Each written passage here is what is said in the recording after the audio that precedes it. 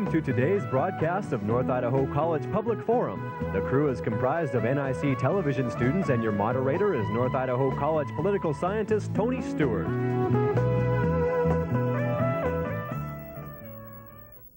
It is my privilege to welcome to the program Stephen and Judith Meyer, who are business persons here in North Idaho.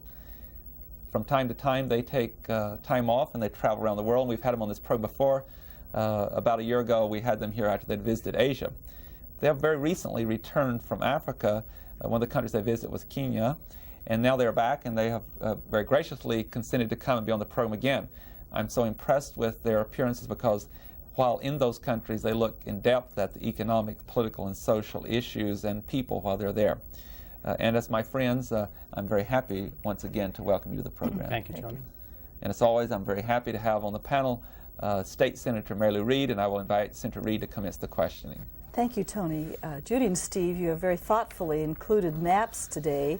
You really are very good tourists. You not only have a good time, but you bring back lots and lots of information. Perhaps we can start with the map of the world, and you can point out to our viewers just where Kenya is and Tanzania that you also visited, and then we have another map that you've brought along that will you can point out some of the spots of Kenya.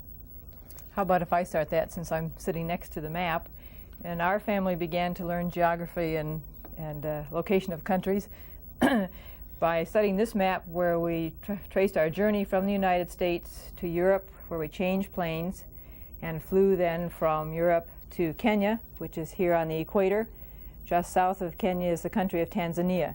We visited both these countries, Kenya for about 2 weeks, then an animal safari into Tanzania for a week of exploration there. While journeying, we discovered a marker that notes the halfway distance between Cairo and Johannesburg. Is just here near the Kenya-Tanzania border.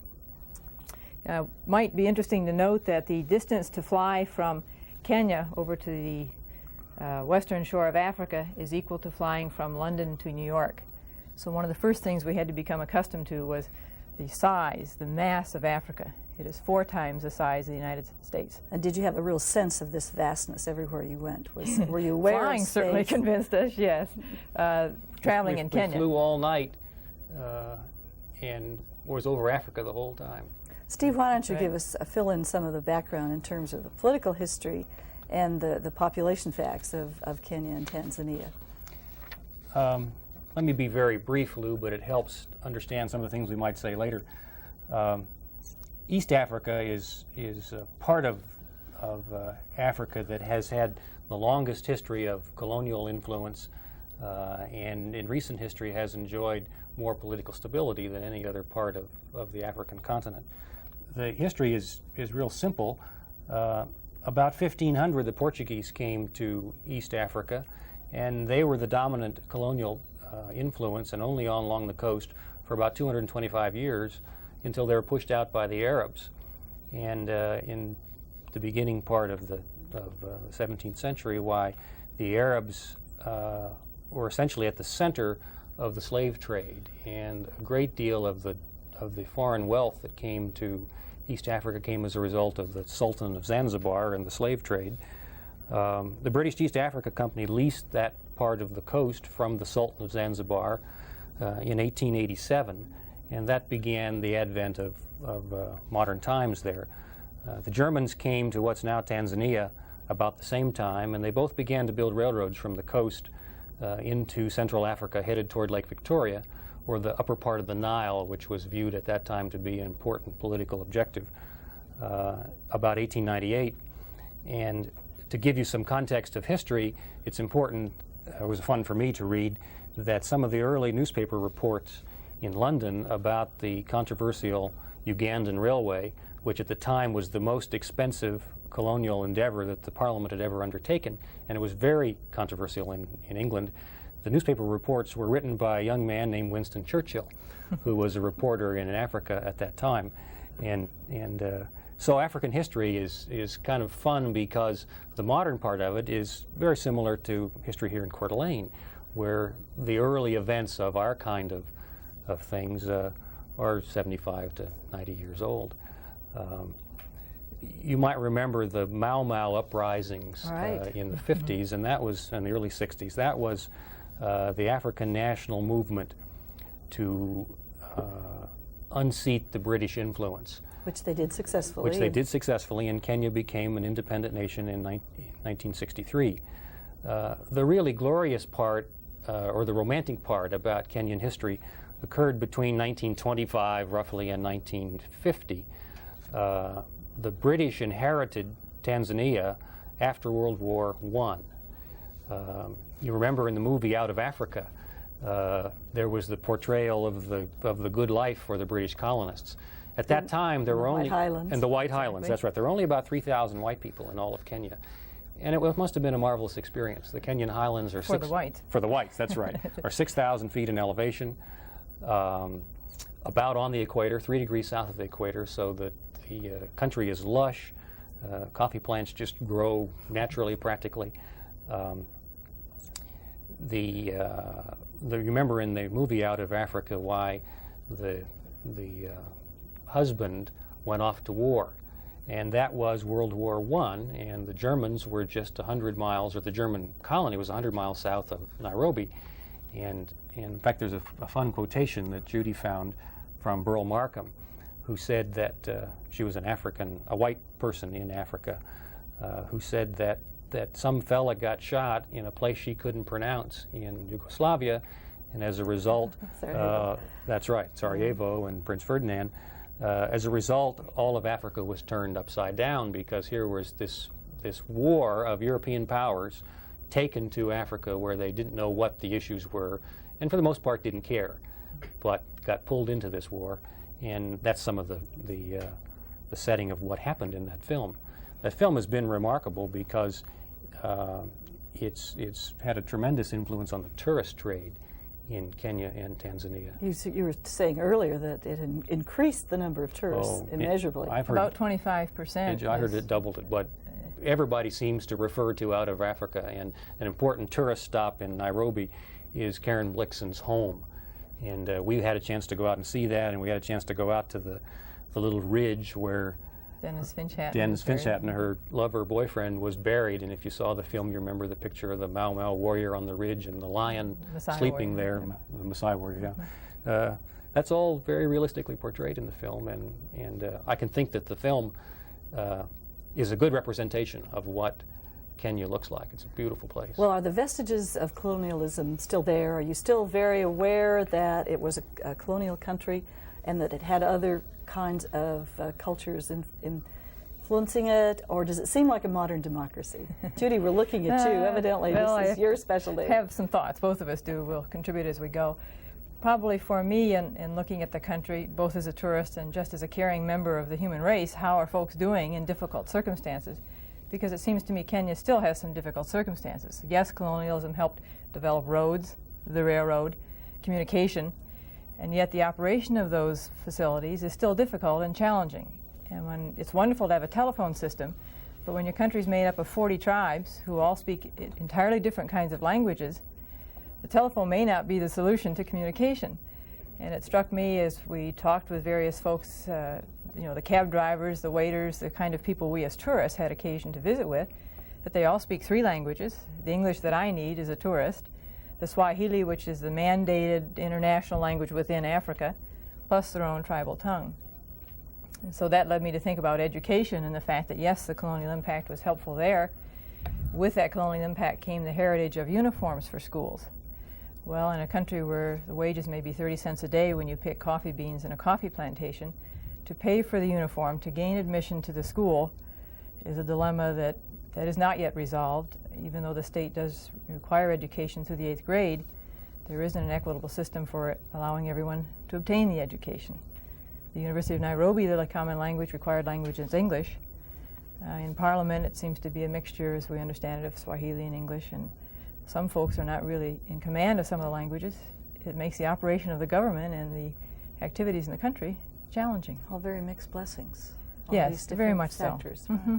Tony, I'm monopolizing. Oh, that's fine. It's most interesting. I would like to direct a question to Judy. We've talked about this already before the program. It's my understanding that there is a struggle between the modern Kenya in the past, and there are, as you've indicated, there are many tribes within the country. Would you give us a little bit of a description of that structure? And you've indicated how that follows over into the Parliament. How can, in this modern time when there is a movement in Africa, or has been for some time, for nation states and to be members of the United Nations, and yet there is also within such countries that you visited a desire to remain with a more decentralized system with tribal affairs? There's so many ideas popping around in my head, Tony. One of the things I think is interesting that I believe we as citizens need to deal with Africa as a third world country, the entire continent of Africa, because in the next 20 years its population will double again. And so when we talk about tribes and people, it is a mass of people, about 2,000 different dialects and tribes throughout the continent. The one little country of Kenya that we visited is probably as politically stable as any country. It's only 25 years old as a country. I'm amazed at what they've been able to achieve and hang on to and continue to develop. In Parliament, I know they struggle in the political scene with the blacks being in power and the race relations that go with that. There was one member of Parliament who was white, and that's Dr. Leakey's son. And Dr. Leakey was an archaeologist of world-famous, resounding fame in both Tanzania and Kenya. So there is one white person there, and there's some discussion about it really is a meaningful white person, not a token white person. In terms of how the countries deal with the nation issue, the United Nations, 1/3 of all the votes are represented by Africa. So now the potential for power seems to me to be great, but the nations themselves cannot pull themselves together to orchestrate that power. And I don't know what the solutions will be. In our experience in looking at governments, we saw a considerable difference between Tanzania and Kenya. Steve really is more of a student of some of the political discussions there. One of the things we found was that we couldn't find very many people discuss politics with us. And I know that discussing politics with a cab driver may not be very scientific, but it's the real world, and we found that as interesting as any place. The safari driver in Tanzania wouldn't answer our questions about politics. He just said, "I'm not a political person." Whether he was or not, I don't know. Tanzania is not as far along in its development, and for whatever reasons, we couldn't find out much about it. One final political question for either one of you. Recently, at Untitled College, we had a somewhat in-depth study of South Africa in a symposium, and from that we learned that the countries north of South Africa, have some great concerns, and of course, there are countries closer than what that you visited. But did you pick up any on what is going to happen in South Africa and the whole continent of Africa, how they're reacting to what's going on in that country? Some of that, and we tried to listen, although we didn't ask much about that, Tony. There's no question that in Kenya, at least, there's little sympathy with the white perspective in South Africa. Kenya is self-proclaimed a black African state, and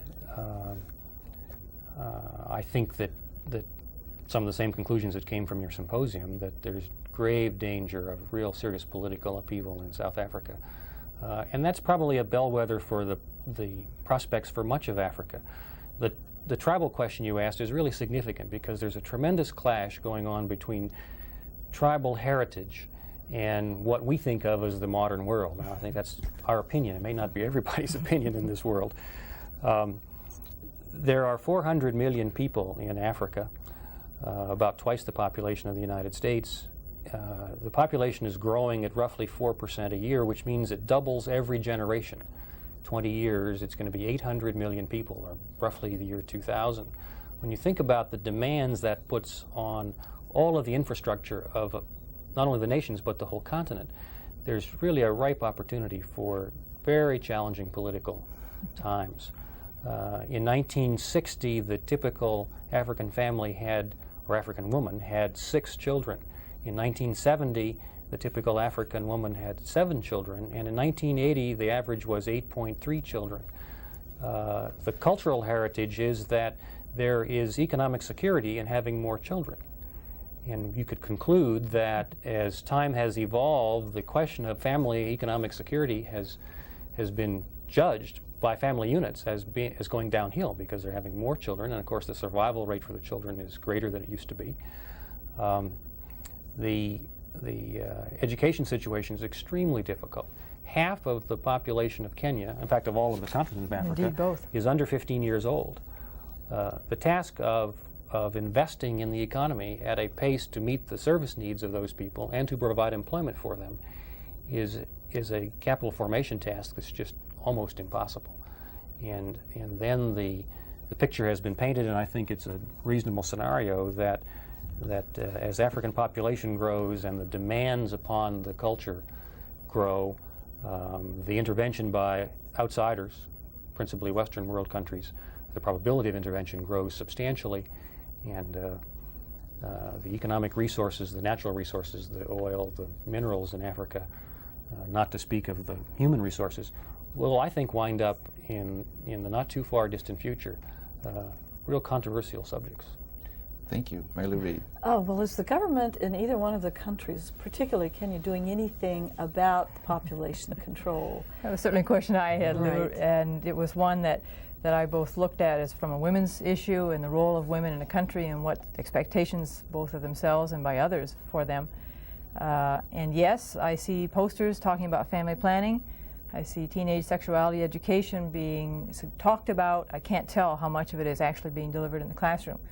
On the other hand, one of the classrooms in a rural school that I did visit, in this case a first grade classroom, was filled with 70 children. There are no lights in the classroom. The joke has been said, Kenyans can see in the dark, and our experience was that many hotels and things are just dimly lit throughout the country. There are not very many street lights in the capital city of Nairobi. The teacher earns about $60 a month and also lives in literally a mud and wood home without running water or telephone or electricity. But this is a college-educated teacher. Indeed, she is a certified teacher, and she will be required, having had the college education, to teach at least 3 years before she can either continue or go off to do something else.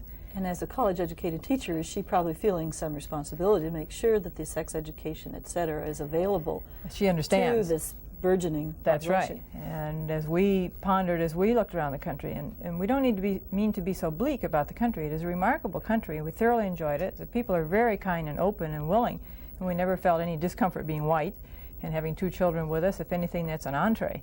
And as we visited, we talked about, what are you going to do for employment? And the tour driver, we talked about, he has 8 children. What are your children doing? One of them is in the university. Another is in high school preparing for vocational education. There is an effort to work within the system, but the dilemma to that father is, where are your children going to get work? Is almost unanswerable, and to me must be just a very colossal challenge for the government to deal with it. The cultural differences, Lou, though, are such that it is not in the African nationals' basic interest to have fewer children. Mm-hmm. This is a culture where... You mean individually? Individually. This is a culture where That's right. where wealth is historically described by the number of cattle that a Maasai family leader might have. It's a culture where today there's a major gift to a new wife's family from the family of the new husband. In the Muslim parts of Kenya and Tanzania, most men will have several wives and 8 children on the average per wife. Many government officials, for example, in Kenya will have a wife out in the country on the farm and another wife or friend who is his city companion who goes to political events and that sort of thing. And our set of standards about having one wife and our relationship to consumption of resources and children or family sizes of 2 don't make sense to Kenyans. It's not the logical conclusion that they draw from their environmental conditions. And from their cultural tradition. You're really talking about taking That's the right. tribal and the And the rural, modern world. Yep. Yeah. rural and imposing it upon the modern world. That's the farm. The wife is at home working the fields, and she needs those children and those young people to help her to work in the fields. to gain the revenue. That is the source of revenue. Is the woman who gathers the firewood, and she spends much of each day doing that, and carrying the water and caring for the children. And we found most of the families we visited with, the husband had gone to the city to get the higher paying job. And gee, I think the implications for family heritage and future family life is in jeopardy. That's very disruptive. I have to ask, for many of us, of course, Africa, East Africa means the large animals. Are the people indeed going to crowd out these large animals, the elephants? Is there room for this wonderful, dramatic Serengeti Plain filled with only animals? Is that going to be excited. something of the past? Certainly in taking our boys, they were the justification for us to go see the big animals, and yes, the safari did some of that too. Kenya as a country has made the commitment to setting aside parks and preserving those animals, and they've done so well. And within the city limits of Nairobi, you can in fact see roaming elephants, giraffes, gazelles, cheetahs, and so on. So we were both pleasantly surprised and cheering on Kenya. There's still the dilemma of the farmland and the Maasai cattle grazing on the same land as the animals need. But I think there's a concerted effort by both countries. They recognize the economic power of the parks. Tourism and coffee and sisal are the three major revenue-generating products for Kenya. As far as the future of those countries and others in relation to development, or what we call development economically, both from the United States and other parts of the world, to what extent is there an involvement in tapping the resources there? And certainly Africa has not been tapped in the same way that some other parts of the world are. What does the future look like in that area? The future holds lots of opportunity, Tony. Only a very small fraction of the landmass in Africa is actively cultivated. It's been said that Africa could produce 130 times the food output that it does today without tilling another acre of soil. Africa can supply all of its own food needs and can supply all of Europe. Tremendous agricultural potential. Most of the natural resource activity there has been mining easy things to mine or high value things, gold and diamonds, for example, in South Africa. In Kenya and Tanzania, potash and salt and things like that. The vast majority of the investment has been in agricultural and, to a surprising extent, consumer products. All of these countries are really struggling for hard currencies, for foreign currency. For example, we had to buy some of the government things, like the entrance admissions to the parks in Tanzania were only payable in hard dollars, in U.S. dollars. Couldn't pay in Tanzanian shillings. Didn't want their own money. Didn't want their own money. And so they've recognized that to get the things they need in their country, they have to have hard money. And as a result, they curtail the consumption of imported consumer products. And to do that and to take advantage of what they have, they push, as a matter of economic policy, on exported items, which are mostly agricultural, and trying to manufacture internally the consumer items they really need. For example, there are major tire manufacturing plants in Tanzania and in Kenya. All the automobiles are Japanese, but there's a great deal of cooperation between the Japanese and the countries there. I mean, the Japanese have a vested interest because the population is so large in Africa. The future drivers. If you think of the market opportunities for the Oriental manufacturing concerns in the United States and how well they've done here, think about addressing 4 times as many people, all with a very sharply rising demand for consumer products. And so the influence of the Japanese and the Chinese, we saw lots of stuff from mainland China, lots of products, manufactured products. Mainland China gave a great big sports coliseum to Nairobi for Pan Am Games. Much bigger influence from the Orient than we expected, and surprisingly big influence in proportion to the American influence. The American influence is present in the form of military aid, but no American cars, very few American tourists. By far the majority of the tourists are Europeans. It's interesting, a little aside, why the beaches on the Indian Ocean are wonderful, and the visitors there are Germans and Swiss and Austrians and Italians, and it's about 7 hours by plane from Zurich, for example, to Mombasa, which is about the same travel time as is from here to Acapulco. And when you think of that analogy, why there's a tremendous exodus of Europeans to the Indian Ocean in the wintertime. Let's look at the map to help people orient themselves. This is Kenya and the Indian Ocean here. Nairobi is up here in the, as we said, on the equator, we rode the train down here to Mombasa, which was the original capital of Kenya, and is a big shipping seaport area. And then we did some what they call goggling or snorkeling here in the Indian Ocean. Then we returned to Nairobi, and our safari went south out of Nairobi. Here's the border with Tanzania. Went down into Tanzania, over to the Serengeti Plain that you mentioned, Lou, Ngorongoro crater, one of the largest volcanic craters in the world, and Lake Manyara, which is right along here. So we were essentially doing just a loop in this section of Kenya and Tanzania. The Serengeti Plain is a fun story. We've all seen it in National Geographic. It's a fascinating place. There are 1.5 million animals on the Serengeti Plain, and 1.25 million of them are wildebeest. It's really an animal environment that centers around the wildebeest. We were driving along this little one-lane road, and that is the main road to the Serengeti Plain. I don't know how the National Geographic ever gets there. By air, yes, that's right. But we came across a situation, it's just flat as a pancake, and there were wildebeest going across the road. And you look to the right, and the wildebeest are in single file, and they disappear off the horizon to your right. And you look to the left, and they keep going single file, and they disappear off the horizon to the left. And it's this annual migration thing. They go 300 or 400 miles, Judy, depending upon the rainy season, the dry season.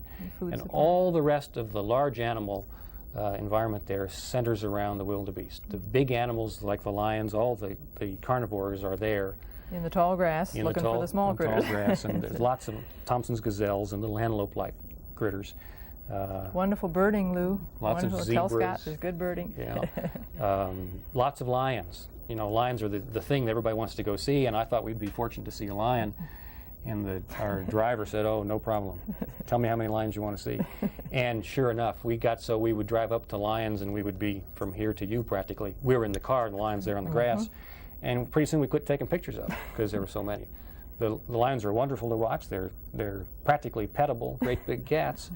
And we saw baby lions and baby rhino, baby giraffe, baby elephant. The large animal viewing or picture taking is just phenomenal. And in the parks are a tradition from the British.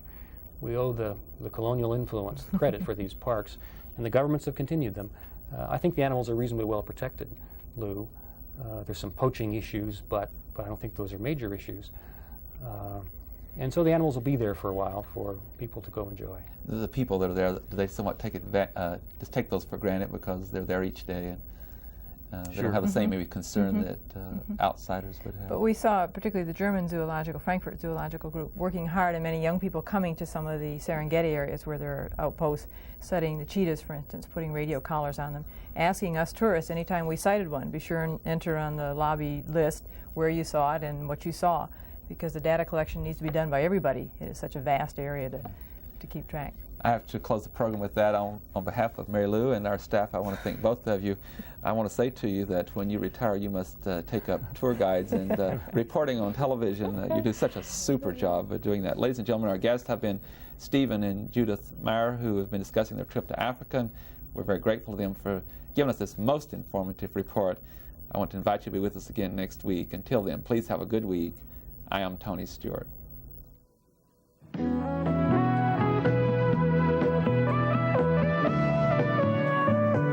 North Idaho College Public Forum can be seen at the same time each week over this station. This production was videotaped earlier by an NIC student crew for viewing at this more appropriate time.